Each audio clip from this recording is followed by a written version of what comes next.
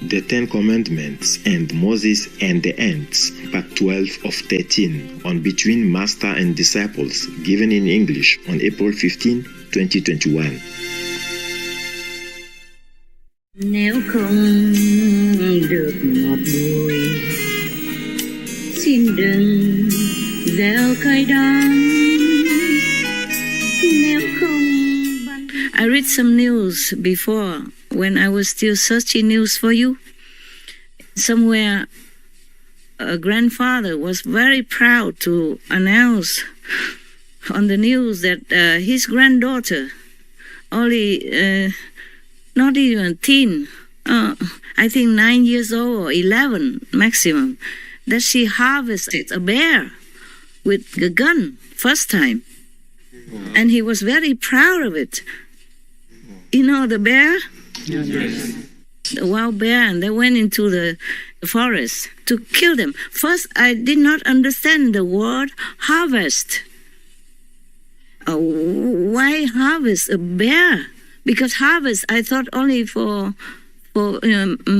cereals, you know? Yes. Like we harvest rice and corn and, vegetables, fruits, yeah? Yes. I didn't know they use that for bears, so they treat them just like an insentient being, like no feeling, no pain, nothing.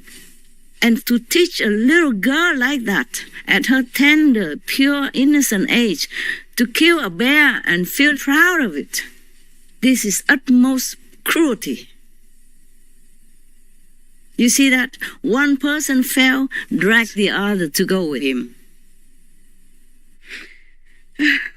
Yeah, I'm telling you, sometimes I sit down after busy work and tired, but I cannot forget all this. I thought, what kind of world is this? How am I even living in here? How anybody live in this kind of almost hellish world? Harvest a bear. And it's official language, and I read in some other news, or some of the governors to let the harvest of the animals go further, extend it, for example, like that. To harvest the deer or the others, bear or whatever they harvest. My God, just to use that word, make people feel numb. I feel like, okay, it's just like harvesting fruit or rice or corn or vegetables, just to dim their feeling already of compassion and connectedness inside with other living beings. Yes. To say hunting is already something, but to harvest, you only harvest what you saw, no? Yes. Harvest is mean reaping what you saw, like you saw rice, you saw corn, you saw vegetables, you plant fruit trees and you harvest them. Yeah.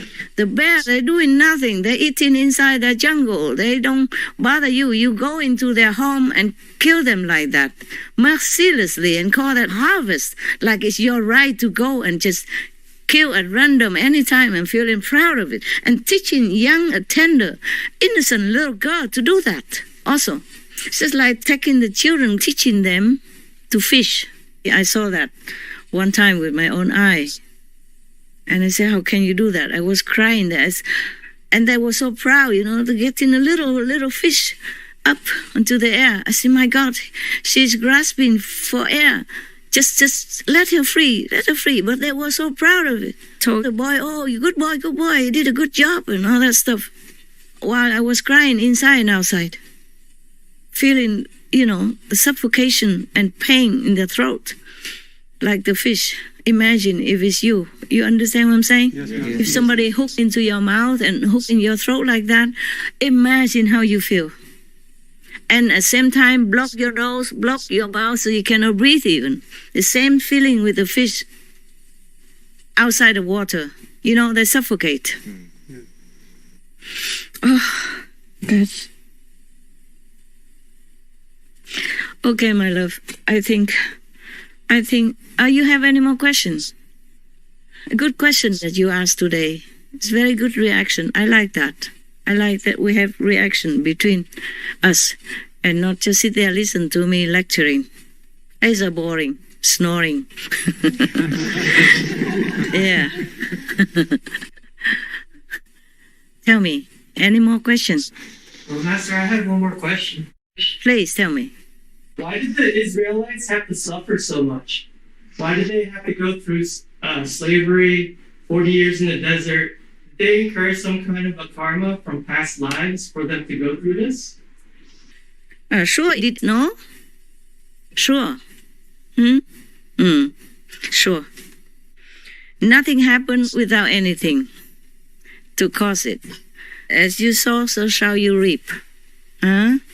Well, at least suffering bodily discomfort is not as bad as suffering of the soul, not as bad as you suffering in hell. Well, at least they had Moses, you see. It's just that the people who turn away from God mostly go the wrong way. Or maybe they have the wrong God, the lower God. Thus their life is not as good, not as liberated as the people who worship the real God and who have the real master to cleanse their karma. This is a problem. That's why I told you, Christian or not, don't come back to this life. Don't come back. You never know when your blessing runs out and your bad karma piles back, fly back to you. Nothing is lost in the universe. It's just being stored away, maybe waiting for your next lifetime. I just told you the story about the guy who listened to the master preaching only one time and then he got to be liberated. He goes to heaven and then listen again there because he will meet that master again because of the affinity he saw on earth. So he will meet that master again. And he lectures him, teaches him, and then he go up. See that? Yes. So he's out of the karma zone. Yeah, it's like that. Just like you're out of the war zone. You're safe. You don't have to hear cannons at night. You don't have to see people, dead body everywhere. You don't have to see the children crying because their parents gone. You don't have to see the people lost their arms, their legs, lost their livelihood, lost their wife, husband, children, etc. Yes? Yes, Master. You are out.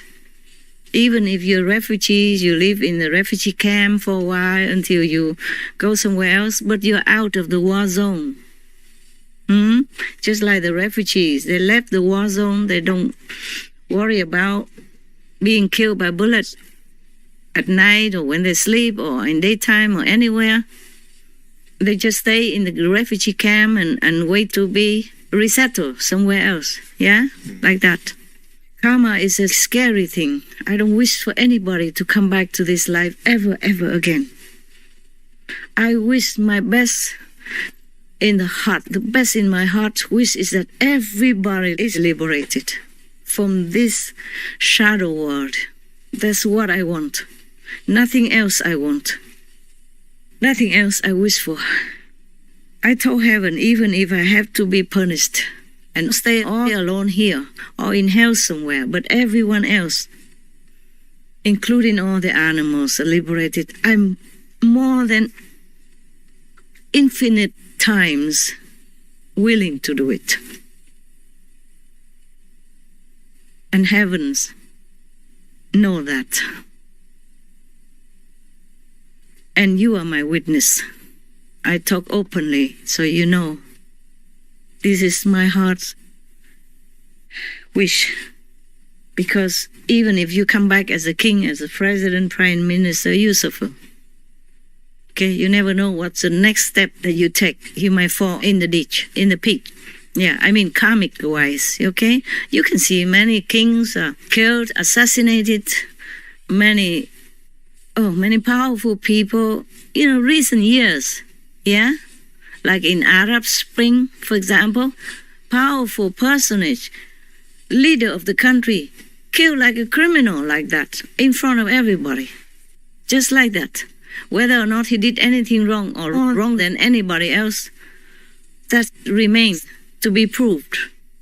Just a normal soldier. Somebody just put a bullet in his head and he died in front of camera, in front of everybody like that.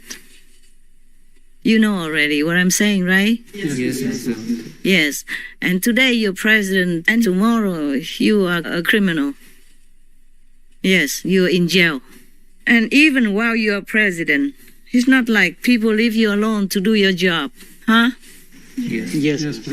They slander you, they belittle you, they call you names, they drag you down, do anything possible in the human's way to belittle you, to trample upon you, to degrade you, to make you lose all your dignity or reputation or chance to be elected again, etc. Even. You know all that. Yes. So to be anybody in this world is nothing. It's really nothing, worse than nothing. It's better we get out of this world. That's the best you can do. Yes. We don't live that long, even if you're still young. You never know. So we just do what we can to help others to awaken. That's the best we can do for ourselves, also for our other 5, 6, 9, 10 generations. That's the best you are doing. The best of all the jobs that you get. And I thank you for knowing that. I thank you for being wise enough to know that. And I thank you for being wise enough to hold on to your faith. And even with my blessing, that you don't fall like the angels, like our forefathers. You got that? I'm proud of you. One day you still stay, one day I'm proud of you. Thank you. God bless you. God bless all of you. Thank you, Master. And whomever connected with you and whomever you love. Do you have other questions? I have one question, Master, about Moses and the ants. Yes. I think previously Master mentioned that ants came from like the negative force. Mm-hmm. Does that mean then that when Moses, it's not really killing because they're just from the negative force? Negative force, it depends on where. Of course, ants, they are not like high beings, yeah? Okay? They are not on the high level of the creation, that is for sure. All right? Yes, Master. And anything, mostly anything in this world is from low level. Even humans, you can see the things they do are lower than low. Wicked, cruel, yeah? Merciless. You got that? Yes, Master. So if it's not from negative, then from what? Some people are possessed or influenced by demons doing bad things. Or because they eat too much meat and sometimes the meat has poison in it. They become insane, lose their mind. So they do bad things, they don't even know it. They don't even think that's bad things. Yeah, they kill people for nothing. They do all kind of things. They rob, they molest people. They don't think it's bad things because they're badly influenced by the negative power. So we can call that they're from the negative. Yes, Master. And sometimes it's due to a curse, okay? That some insects bite you. Disciples, karma, for example. Before, I slept outside most of the time on the hammock all day or night. Only when it rains, I went into my tent. Yeah? I did not know mosquitoes. And now I understand mosquitoes. Yeah. Not just know, but understand. Yeah. I understand what they want. Yes. And when I'm doing I have a good job, noble job to make people happy, like taking photographs in my sometimes very precarious position, because sometimes I have to climb the rocks and, climb the trees in order to have a good angle, yes?